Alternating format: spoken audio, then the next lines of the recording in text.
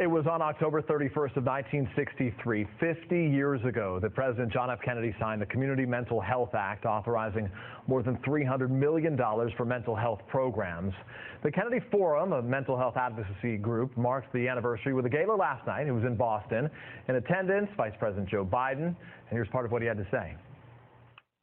It is time to approach and explore in ways we haven't done before.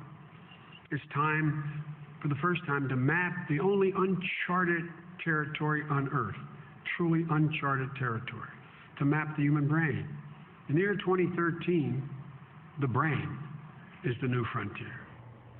Also speaking at that event was Chicago Bears wide receiver Brandon Marshall. Marshall was diagnosed with borderline personality disorder, and he's become an outspoken advocate for mental health. Brandon Marshall is joining us now. It's nice to visit with you, Brandon. First thing off the bat is I'm a diehard Bears fan, so we'll talk about the Packers in 10 days in a second. Yeah. But if I can ask you about the topic at hand today, is in the world of mental health awareness, this event that you've been a part of is described as sort of the Super Bowl. Why was last night's gala, this gathering, so critical for the mental health community? You know what? It's something about a community. When you look at the definition of the word, it's really a group of people, no matter if it's big or small, that have some of the same belief system and fighting for the same thing. So what's going on in our country, it's time for us to stand together and really get things done. You know, it's kind of ironic that, you know, we celebrated, you know, the last piece of legislation signed by our president, President Kennedy, you know, over 50 years ago, and it's still a taboo topic. So it's time to take it to an everyday conversation. Well, so let me ask you about that in the effort to make it an everyday conversation.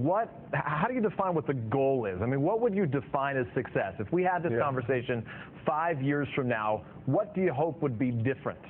Well, the stage that we're in, you know, our foundation, the Brandon Marshall Foundation, launched a few years ago, but really starting to get going. You know, we're in the stage of, you know, just advocating and spreading the word and creating conversation. So I would say 5 years from now, I would look back and say success if we're not afraid to talk about it anymore in the workplace, in our marriages, in our school systems, in government. So I think that's where we start. You know, when you look at where we're at right now, nobody wants to talk about it. It's still highly stigmatized. And if we can take it from that to a conversation that is comfortable, I think we'll be headed down the right road.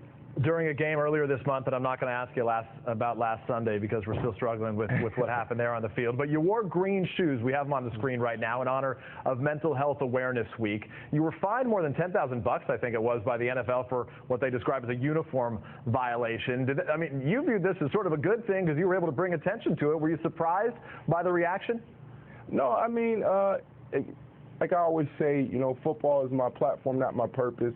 So that was an amazing arena to be in, an amazing platform, playing in front of a few million people, and to be out there and, you know, to have the chance to create conversation, create dialogue was amazing. You know, I was fined $10,500, but that's nothing compared to the conversation and awareness raised that night.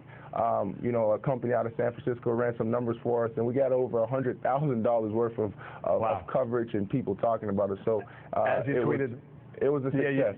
You tweeted, "Football is my platform, not my purpose." I want to ask you a little bit about this personal experience for you, if I can. Talk to us, if you would, Brandon, about your personal journey, why you came forward to talk about your own public struggle, especially as someone who works, plays the game of football, where you're surrounded by such machismo. This would seem like something that most people would kind of keep within. Yeah, I mean, we're pretty much institutionalized to be tough, to shake it off, not talk about, you know, pain or struggles, and I think that's probably one of the main causes of some of our struggles, you know, in our personal lives.